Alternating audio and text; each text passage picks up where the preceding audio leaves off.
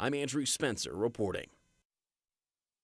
Now, of course, as the Supreme Court decides this, we want to go a little in depth and find out what the legal aspects are. We've got Kwame Thompson on Skype with Wooderson, Thompson, and Valburn. Kwame, how are you?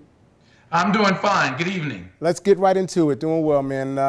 They're saying the Supreme Court, that no one really knows how they're going to rule. Of course, the voters in California with Proposition 8 voted one way, but the Supreme Court of California said something else. How do you think the Supreme Court of the United States is going to rule on Prop 8 first? Well, there are two issues that we must look at. One is the issue of standing. And so if the Supreme Court makes a ruling on whether the parties who are opposing Proposition 8 don't have a legal standing, because standing comes from Article 3 of the Constitution. You have to have a real controversy, and you must be someone who's going to be affected or damaged by a decision. So that's going to be one issue, whether standing. Now, if the proponents can overcome that hurdle, then we're going to be looking at the standard of review for Proposition 8. Exactly. So how does that lead to the Defense of Marriage Act? When you're looking at both of those and putting those, pitting one against the other, obviously one's a state right, one's a constitutional issue. How does it sit with DOMA? Might it be overturned?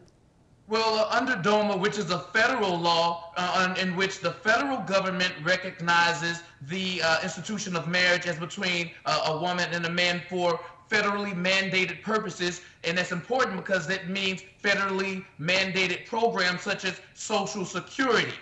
Now, that is going to be separate than the state issues of Proposition 8, but the scrutiny that's going to come in is that the government, well, the Supreme Court is going to look at whether they use the standard of review, which is going to be that of a rational reason. Is there a rational reason why Proposition 8 exists, or more solid scrutiny, there is some heightened government objective? And I think it's going to be hard for Californians to prove.